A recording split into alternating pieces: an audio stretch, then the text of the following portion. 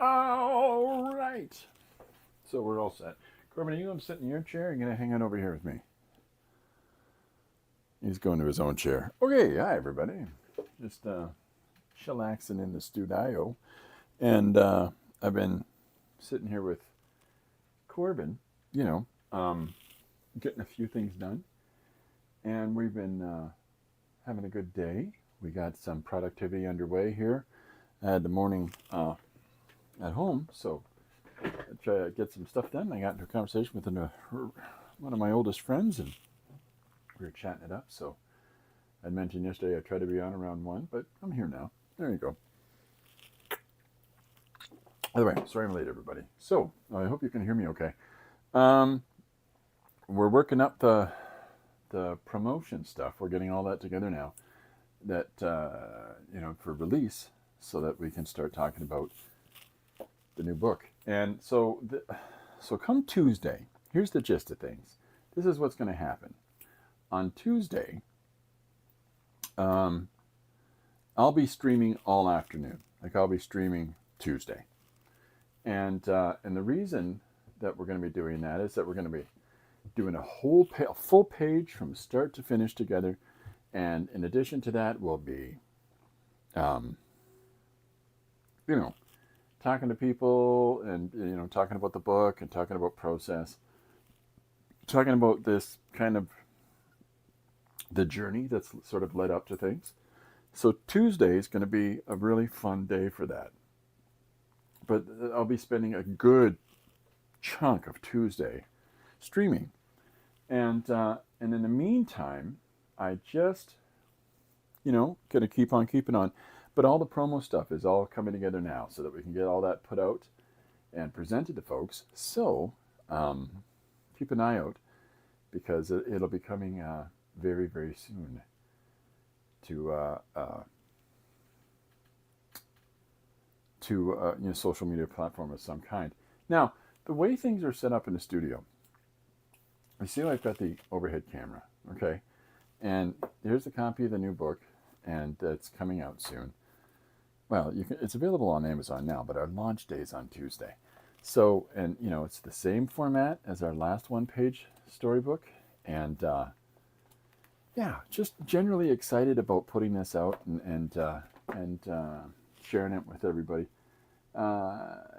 We've got 2 more lined up from the pages of the last couple of years, and we're releasing them. We're staggering them out when books come out. So one page 3 will eventually come out, and each one of them is a good chunk of pages. So because it's as many pages as what do we got? 78 pages, I think it is, and because it's so many pages in the book, we're trying to get as many one-page stories in there as we possibly can. So if you've made a suggestion to that, and I very much appreciate those that are doing that, whether it's a line of dialogue or a couple of sentences or 3 words, we're collecting them as we go. So so this one's got your next 80-page block. So this is the 3rd hardcover book that we'll have on our Amazon website, and it's under Christopher Runcman. So so I signed it on the cover of the book as well. So so if you want to check it out, go check it out. But come and join us on Tuesday. It's going to be a lot of fun. We're going to be doing a lot of things. So this is the page that I started Monday, and so this is a suggestion from Jim Luan, The Life of Perming. And so our little adventure here is about a young lady who feels unfulfilled, unhappy in her life. Something's missing. All the other girls have permed hair and they seem very happy. But she says, no, not for me. So this is the page. And so there's the original art and the finished image of it. The only difference of it really is that I filled in some of those black spots, on their trousers there, and I did nice, crisp, clean, lined borders for the couple of spots that there even are borders. So this is the prepared art for the page. It'll be up on Patreon, as well as on, with the text on Patreon, Facebook, and Instagram. So, yeah. So there we go. So today, what I thought was, and I hope I don't blast my camera out here. Now I can do two things, folks. I can do two things today, and one is, if you're interested, if anybody expressed interest, I've got a little special treat. But I thought I recently bought these Pilot mechanical pencils. They have colored leads inside of them, and the reason that I've done this is that I have been using colored lead pencils for drawing my sequential pages for the last couple of years, but they're all getting down to this, and I have to use down to the nub, so I have to use these holders, these extenders, in order to continue using them right down into the bottom bits. And I've got a couple of different kinds of these pencils, and they come in very handy so that I can continue on using these things. But this line that I've enjoyed using for some time, they're now discontinued them. That's a problem for me, because if this is the brand that I tend to favor using and it's no longer available, then I'd have to use graphite. And graphite doesn't necessarily work when we're drawing on some surfaces, whereas I've always found that these colored pencils do. So, what do we do now? So I looked up online with Lori, and we found this color erase mechanical pencils that I can refill. So as this gets empty, I can take, another holder, or I'm sorry, another container here that has all kinds of leads inside of it, and I can load those into the pencil. And what's really sweet about this Pilot kind, and I've talked about these so much at this point, I should have stock in a company, is that there's 8 different colors of ink, or 8 different colors of lead, that I have. So yeah, I'm really putting those to use. Here's a couple more. There's the pink, there's the purple, there's the light blue, dark blue, there's a green. Now the green, I'm specifically saving the green one that I'm finishing off a book right now, and all of the other original art for this book is drawn in green pencil. Well, the color erase pencils that I was drawing that book in, I only have like tiny little bits of. So, but it's the same color as the mechanical pencil. So that green pencil that I have is specifically for drawing that book. Question I've had, well, the series of 8 colors is great. The question that I've had is, there's not much point in the yellow one on a white paper surface, or any kind of light paper surface. The yellow one seems almost superfluous. It seems like it almost doesn't matter, because it doesn't turn out very well. And I don't need it for a yellow pencil crayon. So what's the point? Well, then it dawned on me, and it tragically just dawned on me a couple days ago, dark colored paper, dark colored cardstock, like this blue one, or this black one, or other dark value things, like the red one that I drew a page on a few days ago. It works on that as well. So what I thought is, let's do today's page like this. And the thing about drawing on a dark surface in a light pencil, there's 2 ways we can do it. We can either use all of these structured lines, like, circle for the head, etc. Or, I got to check this. I got another suggestion I got to check off out of the book here. Life of Perming by Jim is done. There we go. So, and then the page, Frankenstein Doing Karaoke, that was suggested by Walter, that will be posted tomorrow. So I thought I'd grab another suggestion out of the book, and we'll just do another page today. Now, the thing about drawing on a dark surface is that rather than drawing the line art or using shape structure in order to find the the forms of things in that involves a lot of erasing. So what I tend to do is just draw just go at it without using those structural forms. So I'll show you what I mean by that in a minute. Okay, what do we got? Let's see. I want to find another suggestion. I got a lot of suggestions in here from a number of people, and I appreciate that. They've got I've got a lot to catch up on for them. But okay, here's one from Paula. It says, remembering the last time we went to a nightclub. So I've got paper. I got paper someplace in the studio.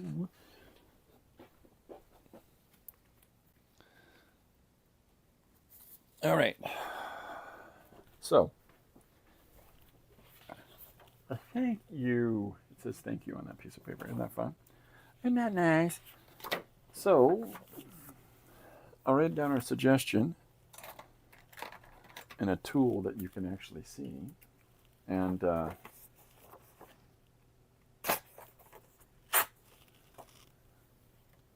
our suggestion is remembering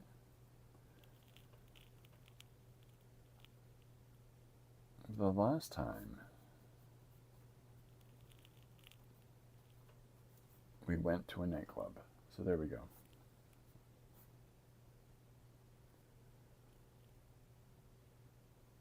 So this suggestion is from our friend Paula. Thank you, Paula. I'll actually type it in as well. How's that sound? Sounds great, Chris. Oh, I'm glad to hear it.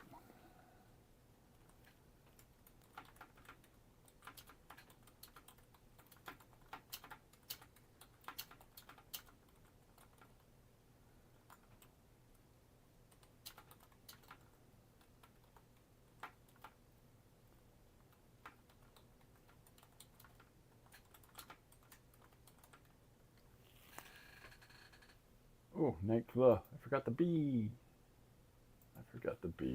All right, there we go. Remembering the last time we went to a nightclub is today's suggestion from Paula. So, there we go. For those of you that are in the chat, there you are. And for those of you that aren't, there you are. Now, yellow pencil. I've also got an orange pencil, so maybe we'll do some of that in there as well. We'll see. But I haven't gotten much planned in advance here. And my phone just notified me that I'm streaming right now. I know. So, okay. So we've got a few different ways that we can go about this. Now, the page that I drew for today is on a white cardstock. And so now we're just going to go and have some fun with a dark colored cardstock. So here we go. Now, when I'm drawing on a surface like this, I'm drawing in a the way I describe it, and I'm not entirely sure that this makes sense to some, but I'm drawing the elevated surface area. So when you draw with a black tool, there we go. Come on, Fussy. Trying to get my, there we are. Look at that. Oh my goodness, everybody's going to dance in the streets. So when I'm drawing on a surface like this with a light value, what I'm really doing is that I'm drawing the elevated areas, the areas that more light hits, instead of drawing the shadowed areas, instead of drawing the contour lines or the black defining lines. And so by coming at it from this approach, it just takes a moment to really kind of turn your brain around the opposite way and assess out how we look at things. And so what I thought I'd do is draw on a couple of pieces of paper, and we'll figure out our narrative, and maybe what I'll end up doing is scanning and overlapping as we go. So hopefully that is going to turn out okay. So I'll move up and over a little bit. There we go. My goodness, you can see what I'm doing. So as I'm drawing in the features, the first layer of penciling that I'm doing here really is to get the base value down, and then I'll come in again and I'll go over certain areas and emphasize the more illumination on the cheek or on the tip of the nose here, and how the light hits the face. But the very minimum, what I need to do is define that base shape of the face, base tone of the skin. And so I find that just working my way around. So I've already started. This is the eye that I'm drawing here, that sits on the page first and foremost. And so I'm using this as my central point, and now I'm governing my way around the face structure. But I thought, and then I'll get into the hair and all the additional elements. We'll add those as we go along. And then we'll start emphasizing the values. Then we'll start pushing more brightness in the cheek. And what we're going to see is if I go over that area again in the pencil with a little more firmness to it, is it going to work in the same way as like a white pencil crayon will? This is my first time trying one of my pilot pencils on a dark colored surface, really. So we're all in it together, folks. Okay, so I want to start this off with two people conversing. And hey, remember when we were young and we used to go to the nightclub? Remember the last time we went?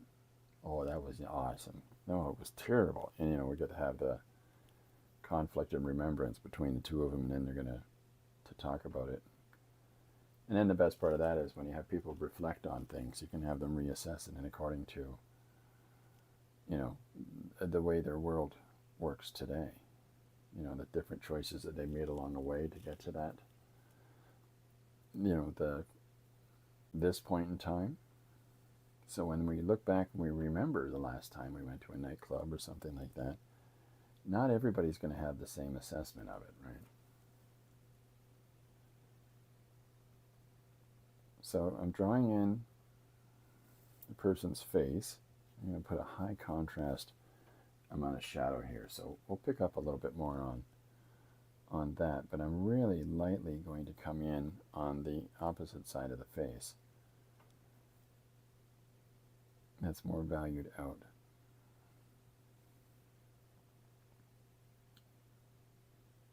Just to push that back. Put the emphasis on this side of the face over here as opposed to that side of the face over there. But the whole thing's their face, so we're going to keep that color going across on some level. So what's nice about this pilot is that it's pressure. It really picks up on pressure sensitivity, so I can do this, the lighter amount there. See, so now as I go in here and I put a little more pressure as I come over this area with the pencil, and so a little additional pressure makes the value a little more opaque, and ideally makes it jump off the surface a little bit. Get a sense that the cheek is more elevated.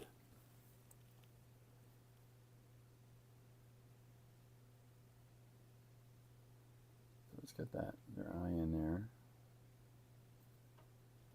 And we got to get a little bit more forehead in here, and then we're going to kick some bangs up.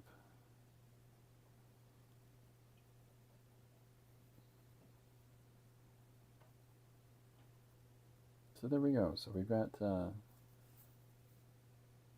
structure coming in here now. So here's our first of the two characters talking. And so this is our first speaker, and that's positing, the idea of back in the day, blah, blah, blah. Remember when everybody got matching neck tattoos? There's a funny thing that somebody had mentioned recently, and it really stuck with me, is Do you know how when you go to seniors, like a senior center or something like that, and they'll be playing, in the mood, da da da da da da. It's like old big band music. Would have been the music in the heyday of many of the people living in some of these retirement homes, and dance hall music, and then and now as that generation moves along, we're getting into more and more of 50s, 60s music, and which was really rebellious when it came out, just as big band music was. I don't want to hear you listening to that Cab Calloway. And so the funny thing about that is, when you put that in context of people that are in their 40s and 50s, they're going to be, when they're in senior centers or whatever, that in their 80s or so, they'll be listening to trance music or rave music or hip hop. Turn up that hip hop, young lady. It just cracks me up. Would you like me to put your music on, Mr. Johnson? Yep, all right, crank her up. And then, here's all these young people trying to take care of these elderly individuals with their really loud playing Nickelback. I hope that doesn't happen. But, it's just a different paradigm to think about it like that, that's for sure.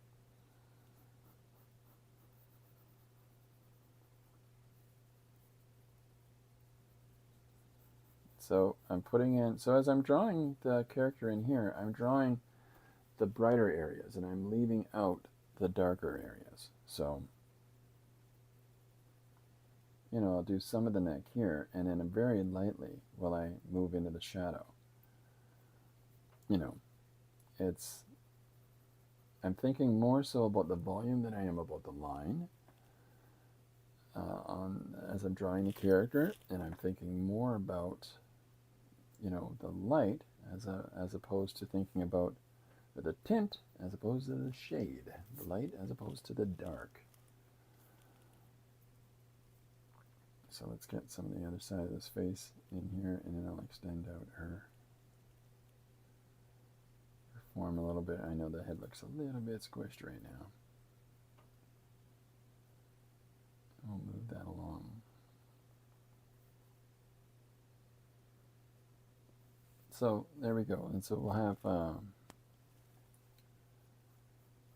the opposite side of their hair and their face coming in place now. So yeah, it's an approach I like to take when drawing. I like to draw this way a fair amount.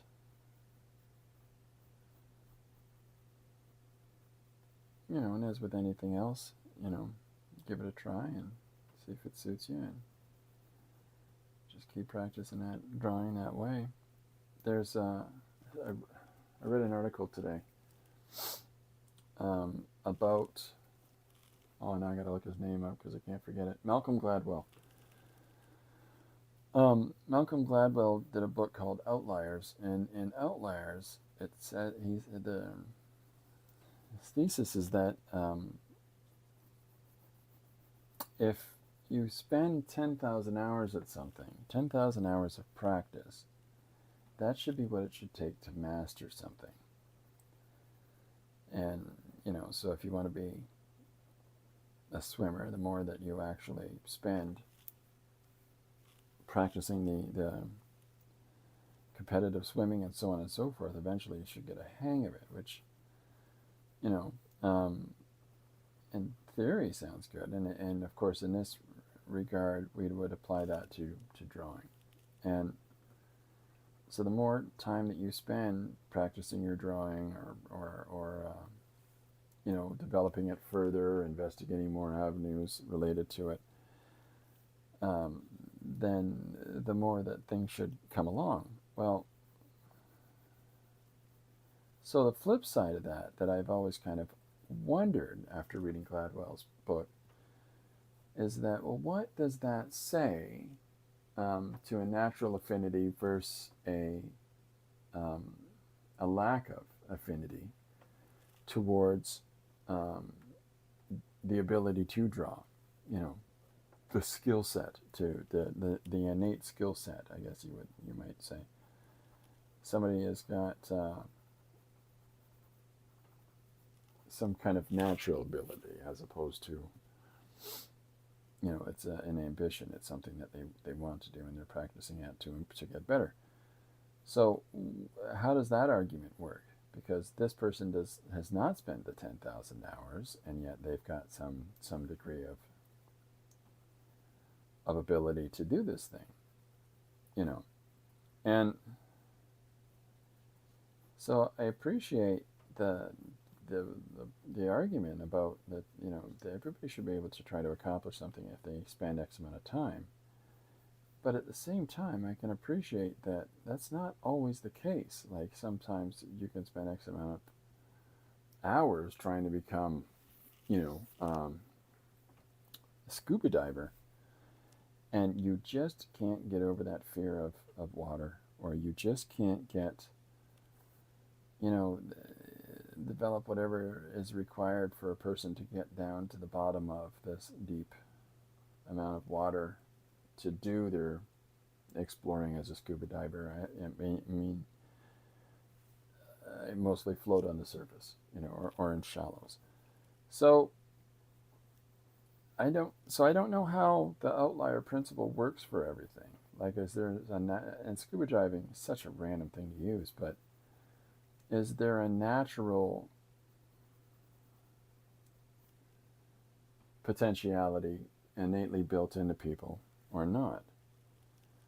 And if so, then what is the contribution of releasing a book to tell people, and what is, you know, and I'm reassessing how I talk about, you know, the journey of drawing. Because is there a benefit to telling people that just have to spend 10,000 hours at something and you'll be better, you'll be mastering it or whatever? I looked into the initial correlative research that was applied by Gladwell and Wright. Oh, hi, Linda. Welcome aboard. Hi, Tim. That was applied to this book of the 10,000 Hour Principle. And it was about violinists. It was violinists that, and I saw this in a conversational video I watched today. The person said that the initial research was X amount of violinists that were, you know, in their path as students to proficient, you know, professional violin players. And so those numbers work that if you put in about 10,000 hours in the course of your career learning the violin, then you at that point should have some degree of ability to do it. Well, that's it. So it works for that test group of violinists, but does it work for other people? And I don't know how to. I'm not good with cars, and I don't really have any. Like my wife can look at a car and go, "Oh, that's this kind of car," and you know, for me, that's a bit of a stumbling block. Yeah, there's other things that I can look at or hear or whatever, and I'll be able to free associate. Oh, that's what this is.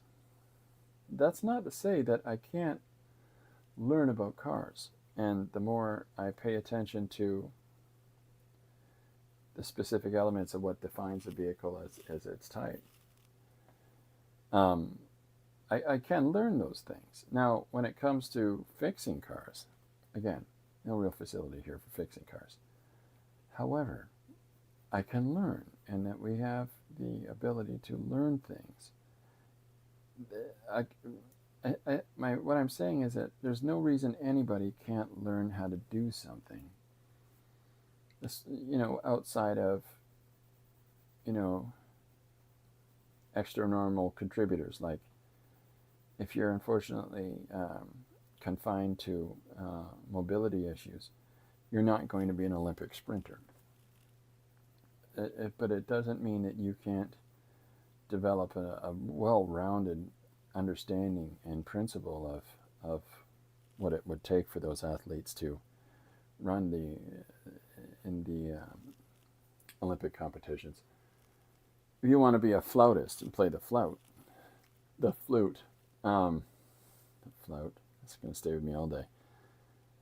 You can learn. You can take time to practice the flute and eventually have some ability to play the flute. Now, the question being that it presents is twofold. One is, are you going to master being a flute player?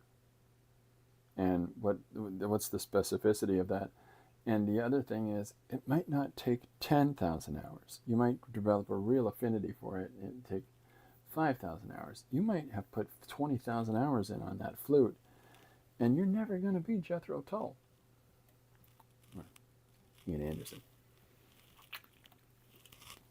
lead singer and flute player for Jethro Tull. And so maybe those are the two challenges. Is one, the act of development might take X amount of time, and there are instances where you're not going to have that ability for playing the flute. So I think that, as great as Malcolm Gladwell's book is, and I really enjoyed it, and I've referred to it a couple of times here, but as great as that is, I don't think it applies to everybody. I think that you can encourage people to give things a try and to take some time to develop things and to see if they want to learn to draw, then here's a bunch of basic things. But that means absolutely nothing to how much time that's going to take them to actually put that in the process. So if people have put in their 10,000 hours on trying to figure out how to draw and it's not to their satisfaction as yet, well, it's not 10,000 hours for everybody. It might take longer for this. If I was to study geology and to try to I could have a basic comprehension of geology, but I might not ever be able to tell you the difference between certain kinds of rock and stone. Whereas somebody else looks at this and goes, that's this kind of quartz from this place. That's this kind of quartz from that place. There's always the outliers that have some measure of ability that's sort of innately inside them towards a pursuit. It doesn't necessarily mean that they're actually going to fulfill that pursuit, and actually that'll be the thing that they're going to do. They just have an absolute ability that leads itself towards, studying the law, practicing the law. They know all kinds of stuff about legalities, and they have a really strong ability to be able to open up a law book and find a specific thing that they're looking for in it. And whereas other people, they could open a law book and get lost in the weeds. And so I'm just trying to say I still encourage everybody to try and pursue the things that they do, but it might not take the specific time that's been allotted for it, especially if I quit my job and I'm going to spend 10,000 hours so I can master this thing and make lots of money, which may or may not work to whatever extent. So I'll move this over so you can see a little bit more our panel development here. So I'm using the yellow pencil here to do a light border around the outside of this page. Sorry.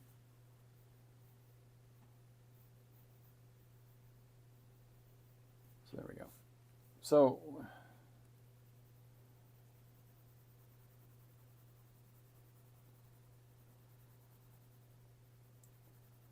we've almost got our first panel done here.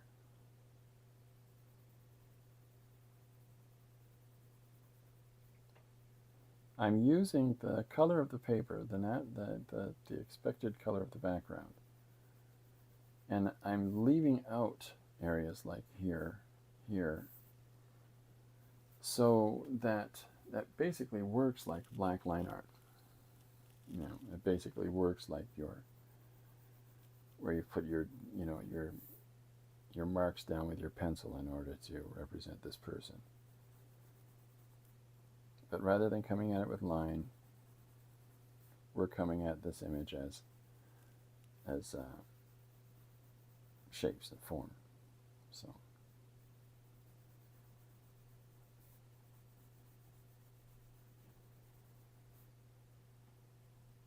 Okay, so here's our first panel coming together. There we go. Yeah, that feels pretty good. So here's our first, I'll pull this back just a tiny, well, I guess just a lot. Are you gonna work for me? There you go. So here's our first panel, here's our first character. Now this panel is going to be two people talking. So I'm just going to have them side by side. And, the one person is going to say, hey, remember the last time we went to a nightclub? And the other person says, don't remind me. Oh my goodness.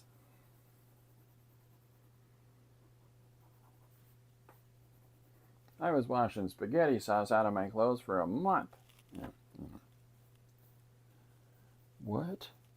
We want to find out more about this spaghetti sauce incident.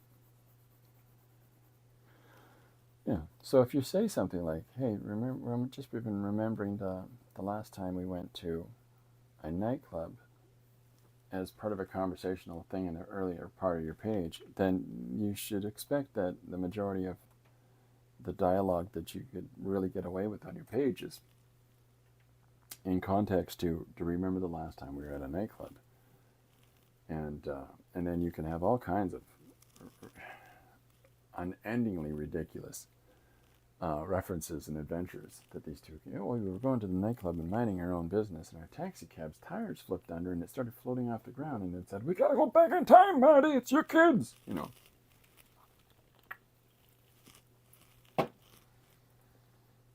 That's Back to the Future. That wasn't you. Yeah. 181 gigawatts. Yeah. So I'm drawing our two characters in, conversing with one another. And I think I might shorten the one person's hair drastically in comparison to the other so that it's clear for our viewer the differences between the two of them and how they look, so that this one is A and this one is B.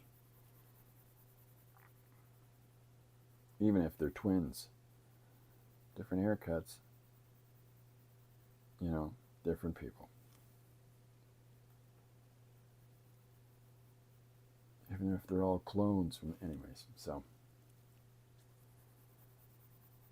you can see how, as I'm drawing this space in here, you can see where, by closing off that first panel the way I did, my first idea here was just, this is the first panel. Well, we want to get away from that. We've got a couple of pages we've done recently that have, here's this, standard size first panel, division of the page, 6s or 9s or whatever. And there's our introduced character. And maybe they're espousing what the challenge of the page is. Well, we're going to try to get around that. Have these two people talking like that's, do you remember this? Don't even remind me. Yeah. Which was the only way to respond to that question, by the way. All right. So, oh my. So, my wife just told me it's about to start freezing rain. Oh my goodness. That's not great. It's one thing for snow. It's another thing for everything to be frozen in, covered in ice. That is never good. So, okay. So in this image, we've got a different neckline. This neckline is lower than the second person's neckline. And different hair length here as well. So, yeah. Finding those important differences. Oops, I went a little high on that chin. Gone. And that hair just a tiny bit longer too.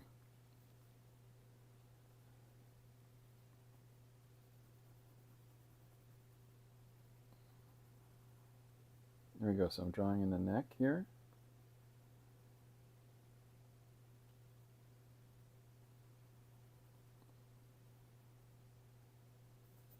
Okay, and then so by having the first character pause or put forward the question to the second character, it tells us a few things right at the start of our story. One is these two know each other.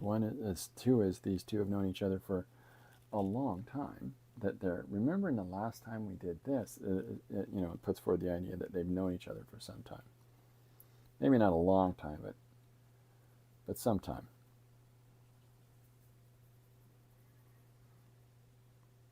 And that works for us. It sort of sets in advance the little note.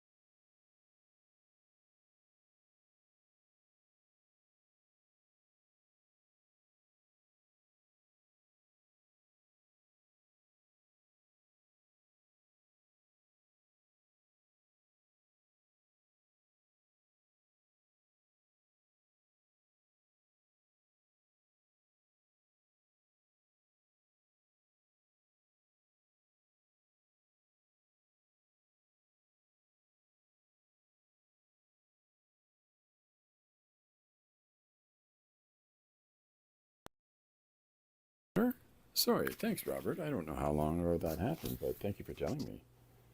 Um, yeah, okay, good. Thank you. Thank you for informing me of that. I have two of these microphones, and so if the charge runs out on the one, well, I just charge in the next.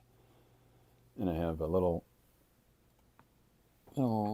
charger system here, that little wire, and I just plug it in, and there we go. It charges on, and it's all set up for the next time. So what I was saying, I don't know how long ago it cut out on. I hope it wasn't very long. But what I was saying was, you can develop those characters as much as you want. You can develop you have the most beautiful story and stuff like that.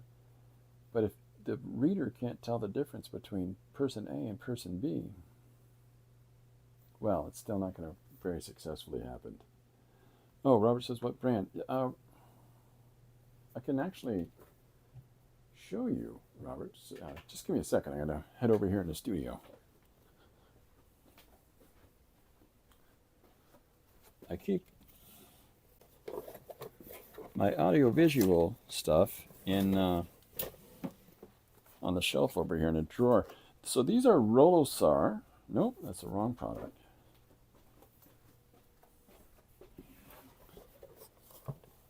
Where's this box? I was looking at the wrong box. Yeah, okay, well, I'll find it. Robert, I'll find that and I'll send that to you. So I'm not going to spend a lot of time monkeying around my thing. But yeah, I'll find that for you and send it to you. It's a handy little set. It's a Boya product, Boya, and they were about $60, I think. I'm not sure if I can't remember if that was Canadian or American pricing, but welcome aboard, sir. Oh, Linda says hi as well. They work really well for me. I find that they changed this game up.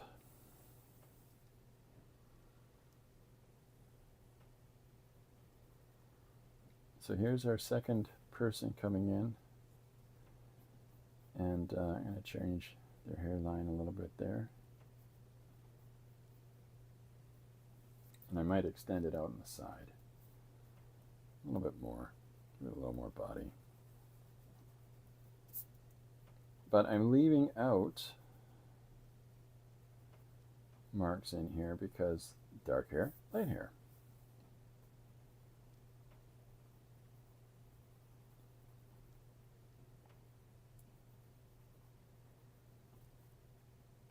So we'll put some marks in here. You know, the hair does reflect. Shiny, shiny hair.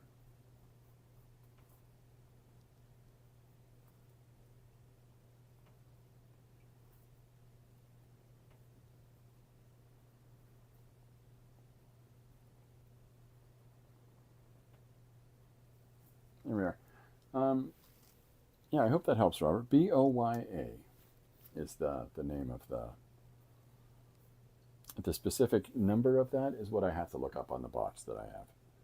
But Boya, and you can charge them independent of one another. There's a little charging port there, and I just plug it into the doodly-doo, and it charges up as normal, as the Samsung phone. So the same charging point. So what is that? A USB-C, I think it's called. So, okay, so here's our second character coming in now, and so we're gonna a little more structure to the character's outline here. Come in a little bit on that neck. And leave this not as clearly defined on the opposite side. Lighten our application of the pencil down here. Just softer touch.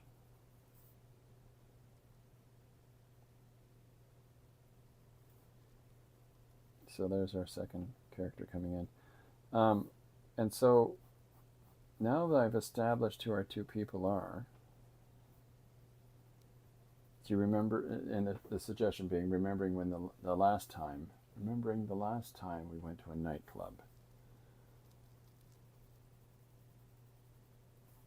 So here's our two people. Now I could have gone about drawing a city street behind them, or maybe they're sitting in a cafe or something of the like. You know, I just drew a flat panel background here.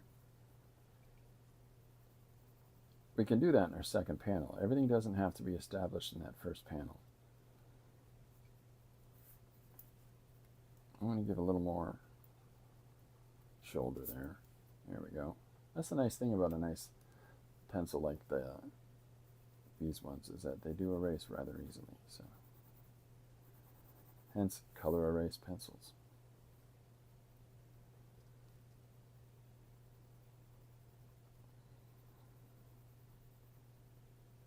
Okay. So do you remember the last time we went to a nightclub? Oh, don't even get me started. I'm going to build up this cheek a little bit more. And follow through on the mouth. Add a little brightener on the teeth. Top lip, top shelf, and a little bit more on the forehead.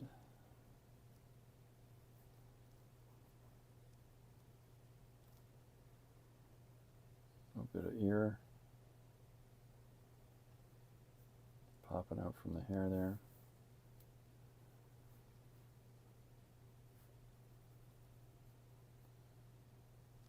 Yeah.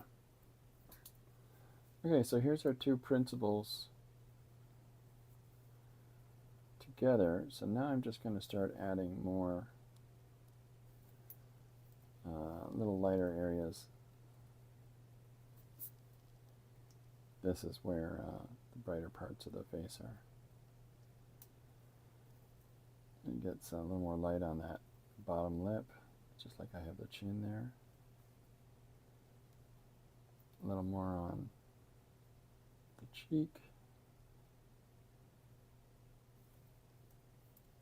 Let's put a little bit of, raise those sides of the mouth up a little bit. Make her happier.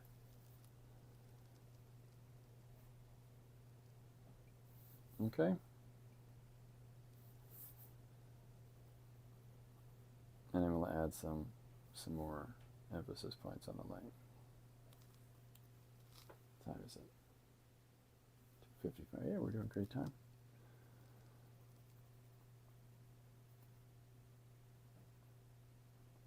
So the next scene that I draw, the next panel, is that I can try to figure out a way of having these two, I don't know, sitting at a table in a cafe, I don't know what. Well, let's figure that out. Two ladies in a living room, maybe?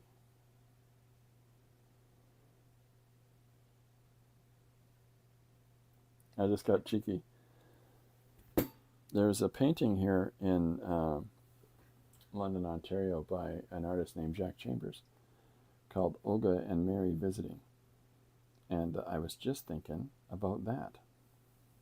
Maybe I do Olga and Mary Visiting. What I'm going to do is the two of them chatting over cuppa. I might give her a white shirt just to shake it up, but we'll see. We'll see how that goes. So I'm going to overlap this panel with her shoulder kicking over top. Yeah, so I think I will give this lady a wide collar white shirt, just so that it even more clearly differentiates the two of them in their outfits, so that when I do the next panel, I can have this black shirt cutting into it, the void of the lack of marks here.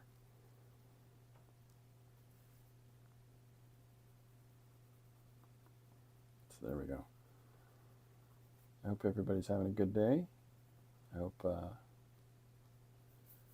you're all finding some ways and means to find yourself some happy.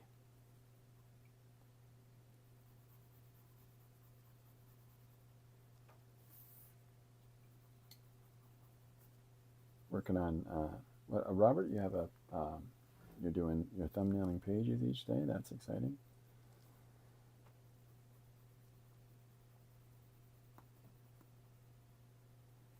So yeah, so the whole back to the 10,000 hour thing. 10,000 hours to master something is just it's not specific. It's a generalized assessment, I think, is the easiest way to look at that.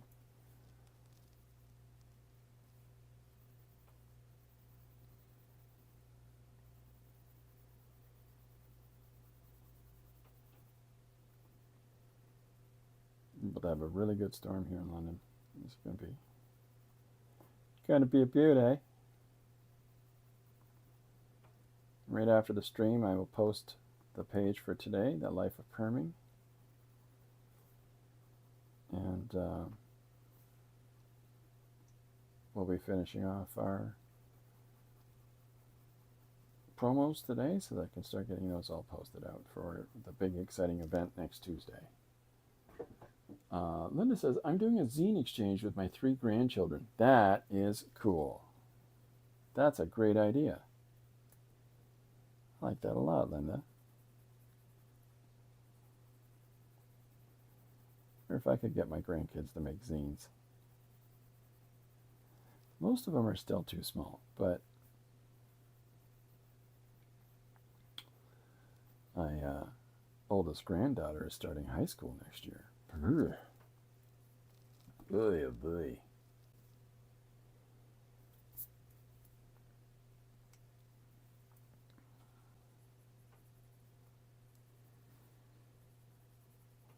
Okay, so I'm going to cut over to our first. I'm going to cut our second panel over top of the first panel that we had laid in, and what I'm going to do is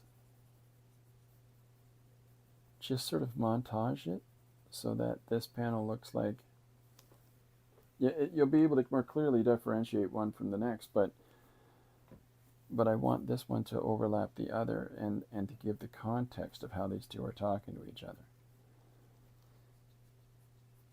So it's almost like this is a kind of a forced split screen, because as you see the next shot, and what I can do is that I can come in with, once I've scanned it and put really solid bordering in places, but I just wanted to get these 2 gals situated.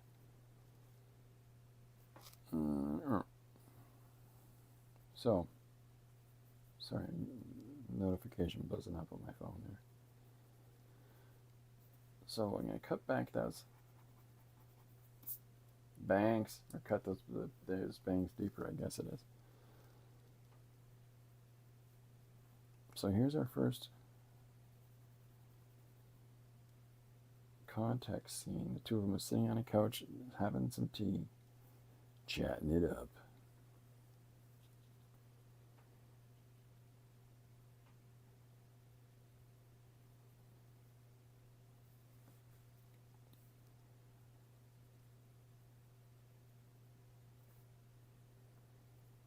Yeah, so there's our forehead coming in, and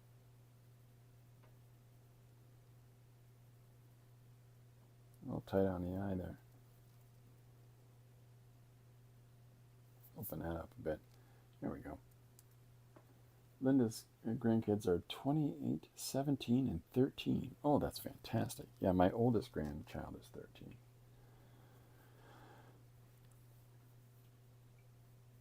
Boy, oh boy, those are good. That's a 28, 17, and 13. So, is that different kids having your grandkids? Because that's, 10 years, solid 10-year block between the first and the second. I have to wonder if that's, this kid had this one and this kid had those ones. You don't have to tell me. Mind your own business, Christopher. I'm sorry. Yeah.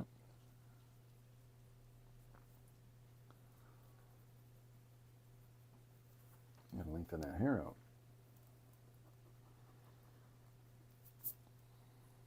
There we go. Different baby mama for the first one. There you go. Had to be some kind of space there.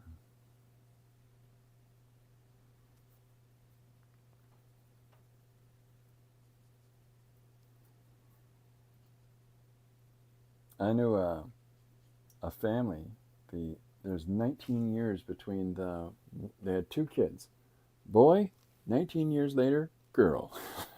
It's the same couple, no remarriage or new relationship. Same couple of people. 19 years apart, the 2 kids. That's like you're at the end of the process of raising them one up in the household, and then you're just starting it all over again. It's fine. I mean, I'm not criticizing their choices. It's just radical. They must have been a surprise. That must have been a surprise. I can imagine, right?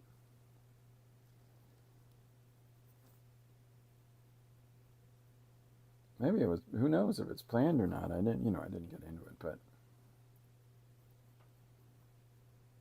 that would have been interesting, though. Oh, I'm feeling some indigestion. I'm what? Yeah.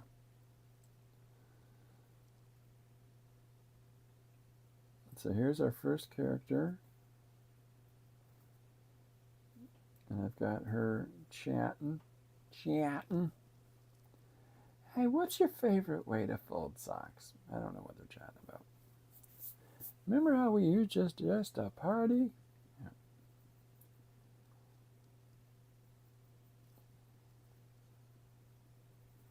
I wish that there's always been this part of me that I wish that you could get really much more creative with marketing. But, of course, civility and all that, and nobody would ever take my marketing idea seriously, but oh man, I can't seem to get the sweat stains out of my disco outfit. Well, have you tried using this kind of laundry detergent? What? Man, I dig that. Yeah, I don't know. Linda says, I like the yellow on blue. Oh, I'm glad to hear that. Thanks, Linda. It's kind of, there's not much range I find yet. I'm going to have to figure out that a little bit more, but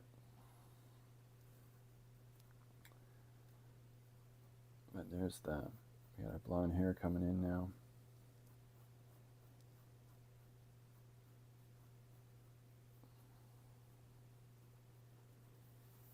So the 2 of them are going to be sitting on a couch in the living room. So I think what I might try to do is start to figure out. I'm going to do a pattern, I think, with the couch. And so I'm going to really lightly put in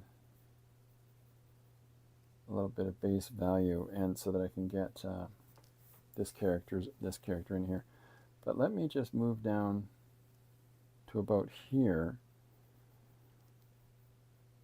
I think is a good spot, and I'm going to have her holding a cup of tea.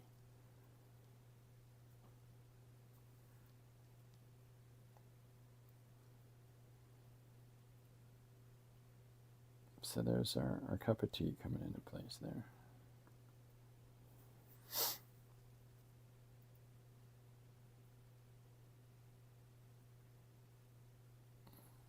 Just adding a little bit of base color there to the hand, the back of the hand, and now we're moving down into the arm. And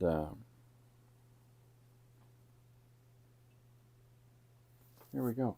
Then we got to put a teacup in there. So I'll move that up a tiny bit. There you go. So here's our first character, and so I got to put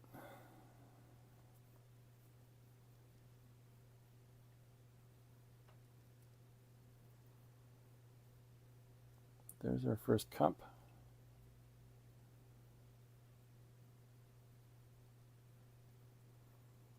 Big wide brim cup.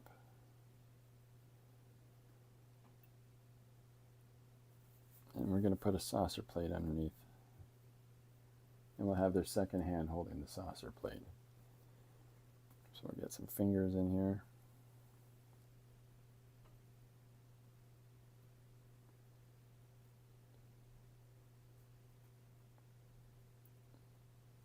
There we go. And then the saucer plate. Now I've made it a little low so that you get the idea that she's lifting the cup off the plate. So put a little bit of shadow in there. There we go. Hopefully that looks like somebody's lifting the cup up.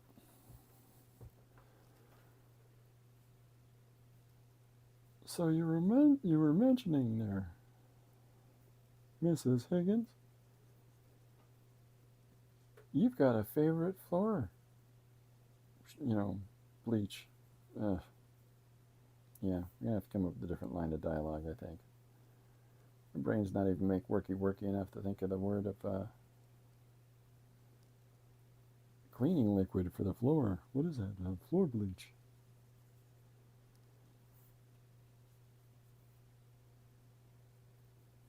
So you can define the form even if you leave out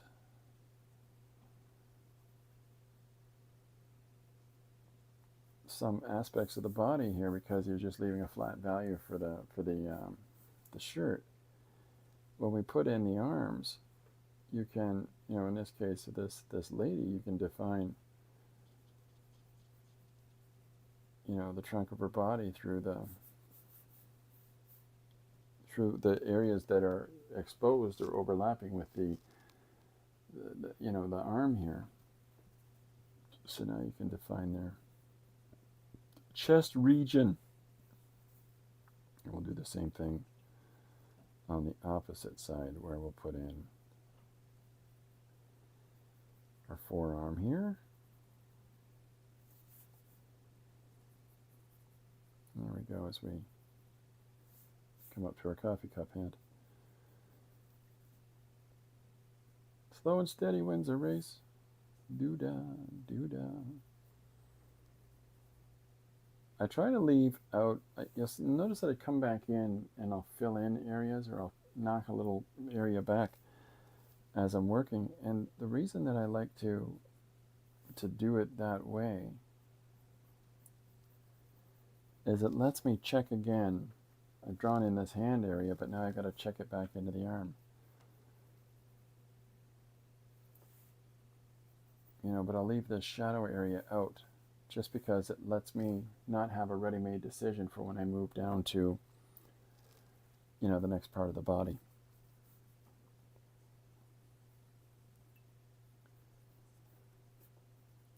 Anyways, I'm getting ahead of myself here. Let me get back to the back of this couch. So if I have this be the top of the couch, and I'll draw the second person in here as they're chatting to one another.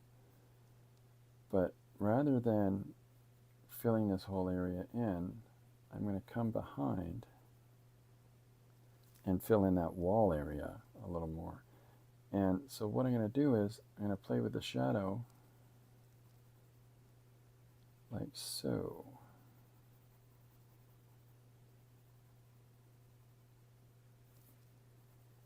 And it will soften up the sides of that there. A little bit more shadow in there. So there's the cast shadow from this person's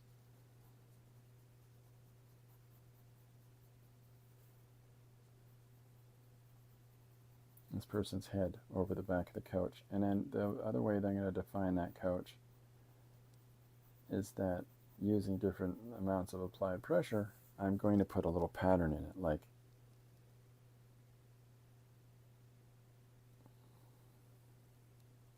so that this little dotted pattern runs up the couch. And we can also mess with the shape of the couch this way.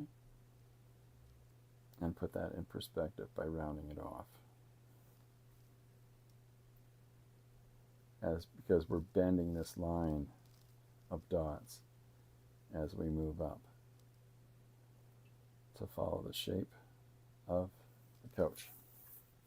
We'll add a little bit more of that as we go on. Is she overlapping? Yes.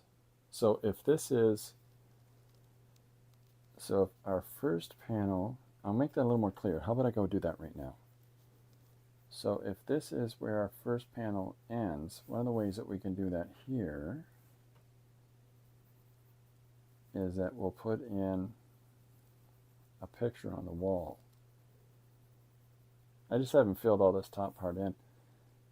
I'll put a framed, I think. There we go. That's better. I'm putting a framed picture mounted on the wall here in this panel so that you know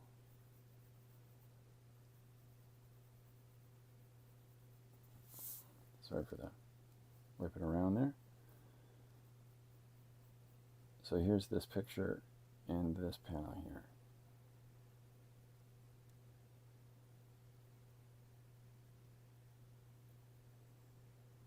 So hopefully that'll help to separate where the border line is going to be here. But like I said, when I scan this and I put it in the computer, I can put a much more clear and crisp solid yellow line that boxes these two in to that first panel.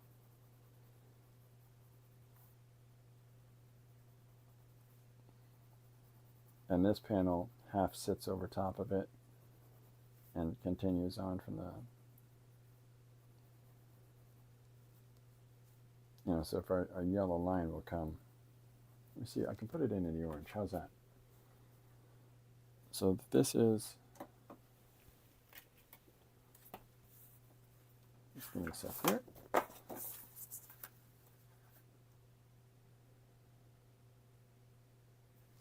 So this is where the panel will go, and hopefully that orange is going to be easier to see. Yeah, I think so. So that's where the edge of this one panel is, and the beginning of the next panel is.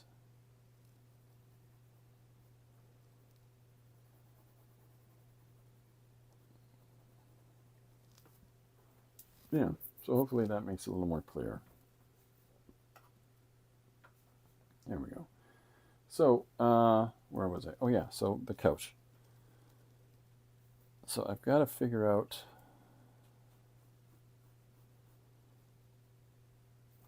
so I'm going to do a double line here.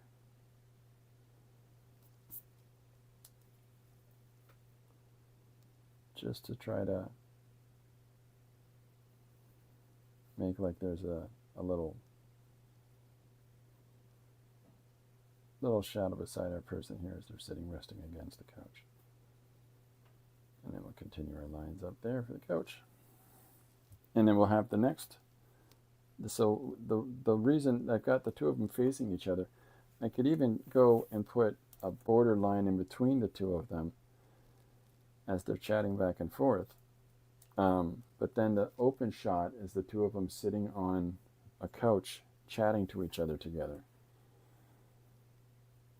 Get the yellow hair in on this person so it makes it more clear of which one this is. And I'll come in and I'll do some heavier lines in areas here.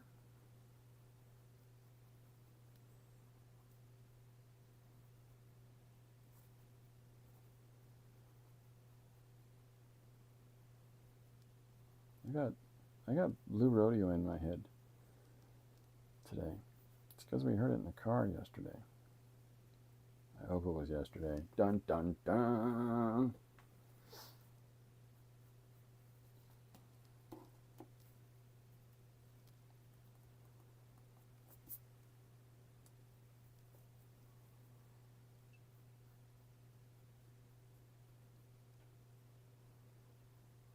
So there's our second person's hair.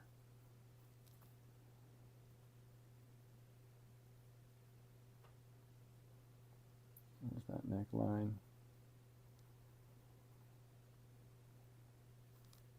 So I got to lower the neckline a little bit here.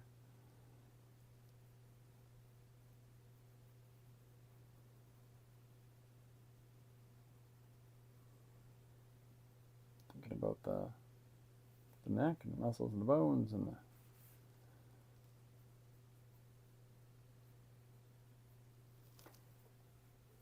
yeah, no, I want to round that shoulder back up.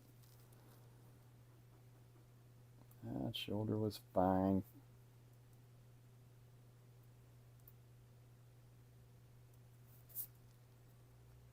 So here's the blonde lady from panel 1.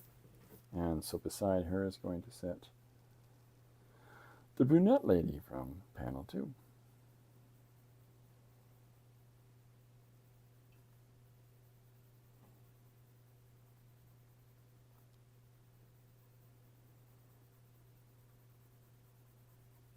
I want to get the composition laid in before I continue the dots from the couch and whatever else. Just, you know, it just helps me when you envision out the larger image and then come back. Okay, so we'll pull out a tiny bit. That helps. There we go. I think that's better. Maybe too small. Tiny better. Come on.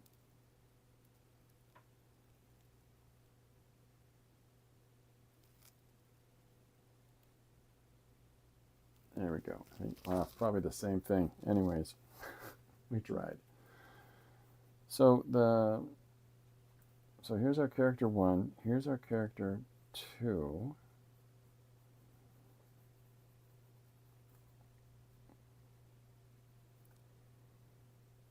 And so there'll be their shoulder line.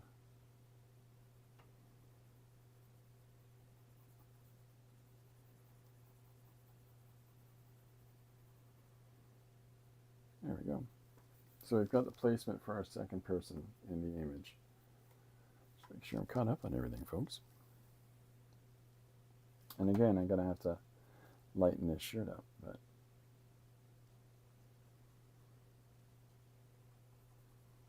just try to get them established in the image first and foremost, and then we'll go from there. Let me think here. So there's their neck. I see things. Oh, okay. You're welcome. And here's where they're around their collar. Like so.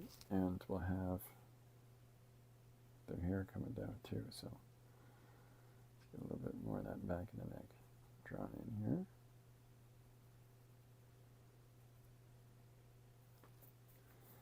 And now we've got to put her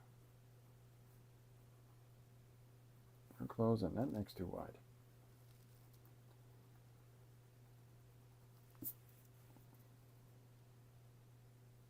There we go.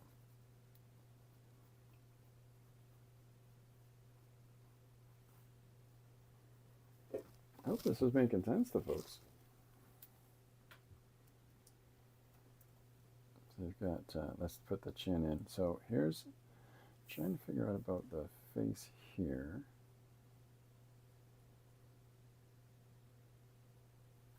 Let me think here.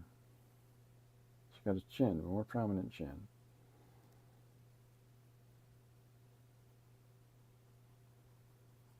Put that cheek in. Just a second as I draw the gel.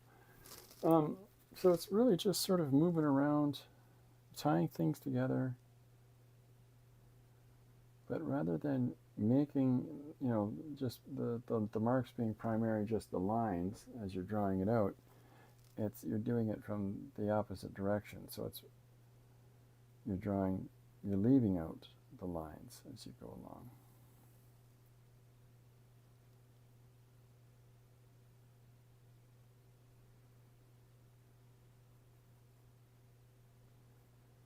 could have drawn this as one of the, a male character. Like, oh yeah, great. They're in a really bad disguise. Could have done it like that.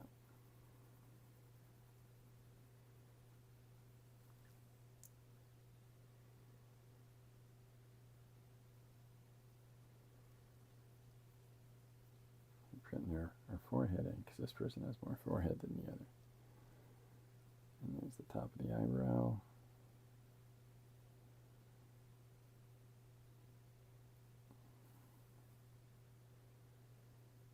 I'm going to tighten that up in a sec.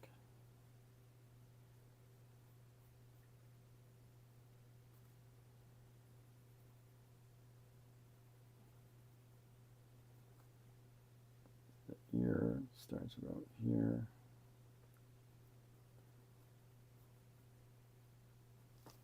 Yeah, so, we're coming together now. So now I can continue this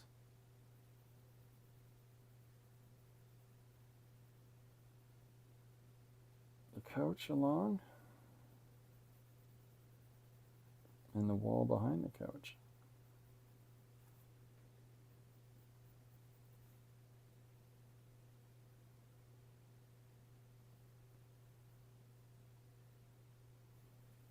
Okay, so, and I'm going to come in now and put in the wall, the back.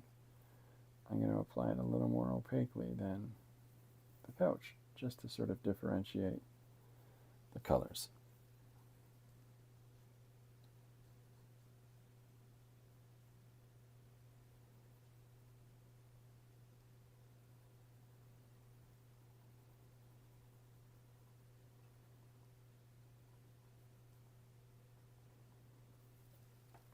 Okay, I'm happy.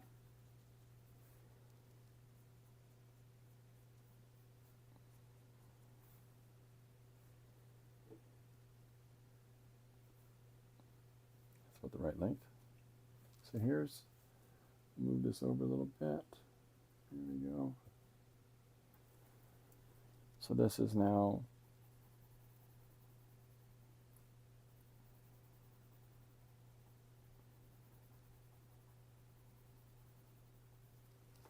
the first two panels, or three panels technically, I guess. But so on this wall, we'll make sure that we have some more hanging images, right? And especially if I put it in on the same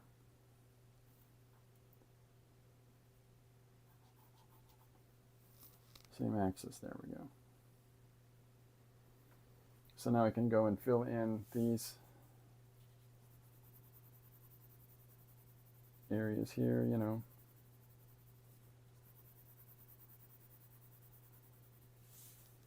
And I'll tighten them up and clean them up in a minute, but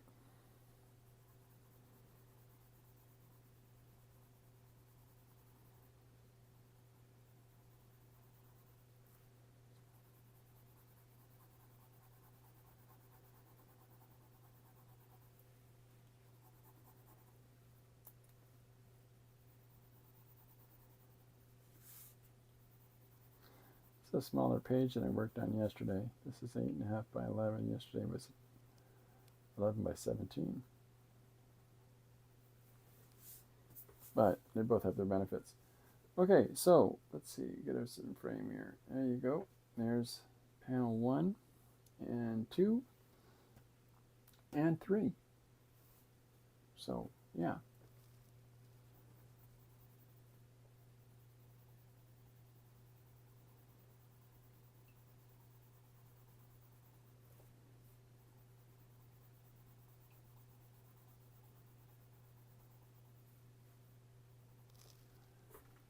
Okay, so this is a good start. So the next character, as I'm drawing her in, she'll be holding her teacup as the two of them are chatting it up. And so one of the things I was thinking is right here over her shoulder, I was going to do a panel where it's just the sort of lights. And as the two of them are remembering themselves at the club. Do you remember this? Oh my goodness, do I ever? And then they can get into conversation about it. And then in this next space that's just off frame here, will be our transition period, so we'll be flashing lights. And then this part of the page, we can have the two ladies dancing. And every time somebody comes up and says, "How you doing, ladies?" You're like, "Oh, get lost. Oh, that was the best." And then you can have a laugh. It's a very simple thing, but we'll see how that develops further and further as I go along drawing. But there's our big start for today. So yeah, so just to go back on a couple things, and there's our suggestion, by the way, for those that don't know, is remembering the last time we went to a nightclub, and that's from our friend Paula.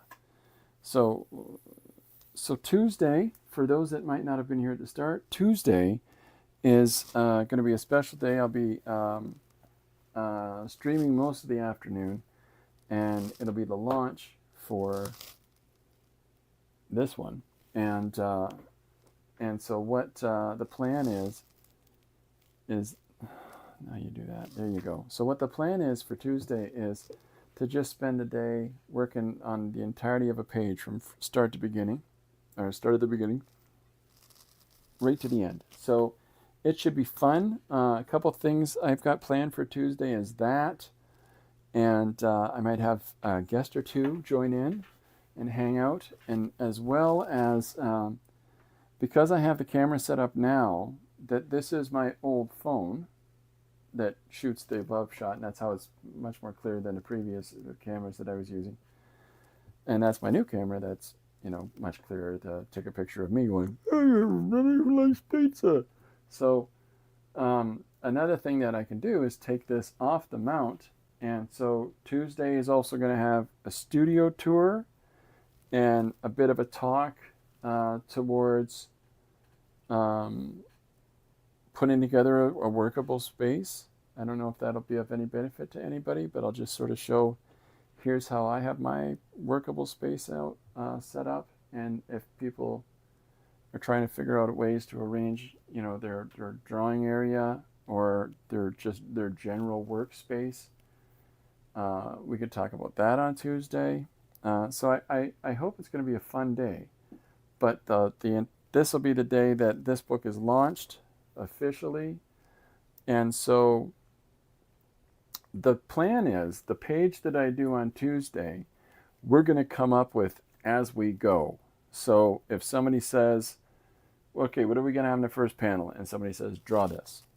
Okay, and what are we going to introduce in the second panel? And if somebody else says, "And what's the problem? What's the conflict in this page?"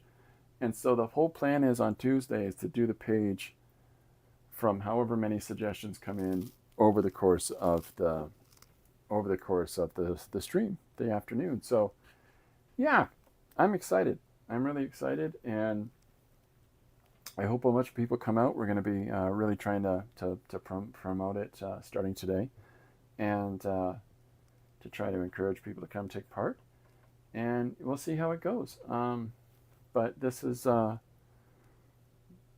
it's 2 years now that I've been doing this. January 16th was the 2-year anniversary the 3-year anniversary, I apologize, of when I started going online and doing stuff. I mean, I might have had a YouTube thing long before that, but I never did anything until then. So 4 years? No, 3 years. It's 3 years. And so, I hope that everybody, that'll also be part of the reason we're doing it. But it's primarily to talk about the new book coming out and to do the page together, and for copies of that page to be sent out to people. We're picking up the book and other ways that we can say thank you to everybody for your support here on YouTube, and as well as for the new book as well. So, yeah. So I hope that people are interested in coming and taking part. And I've got it all set up and scheduled that Tuesday from 12 noon on, I should be here. And there'll be points along the afternoon where I can play a little video from somebody like Jim has got some really cool animations, and maybe I'll play a little sneak peek from Jim's a video that Jim sent me of from his new film, The Full Fungus, and if Jim's good with that, or some other fun things along the way, or we'll have some little recorded videos. And we're going to have Cat's Corner with Corbin. That's going to come out on Tuesday as well. Cat's Corner with Corbin. He's really excited about it. He's so excited. He's resting up for it. He's sleeping on his chair right now. Where? In Cat's Corner. So, yeah. Hi, Maritza. How you doing? So, yeah. So, Tuesday from 12 noon on. Yeah, I'm really excited. We've been having a lot of fun, and I hope people have too. So, before I go, as always, if you have one, page story ideas, a couple sentences, a line of dialogue, or 2 lines of dialogue, 3 words, whatever cute, it's a little short synoptic way that you can suggest an idea for us to do a page of. And then on Tuesday, come with your barrels loaded. Okay, what's the character in the first panel? And somebody shouts, "Penguin!" Well, then I'm drawing a penguin in the first panel. And what's the problem? He hasn't got his slip and slide is dried up and gone. I don't know. And so we're gonna have some fun. Okay, that's about it for me. Corbin's snoring over there, so he's not gonna say hello. But yeah, I hope to see everybody then. It's Wednesday. I'll be back tomorrow for our regular scheduled Thursday at 2 o'clock, and the first promos will be out by then for the new book. So yeah, and for Tuesday as well. So thanks very much, everybody. Thanks for coming on out. I look forward to seeing you tomorrow, and then I'll be posting tomorrow's Frankenstein page. Then this will be posted up on Friday. So yeah, lots of fun stuff happening right now, and thank you all for being a part of it. Okay, gang, that's it for me. Thank you very much to Linda, the moderator with the mostest, and see you tomorrow. Bye for now, gang.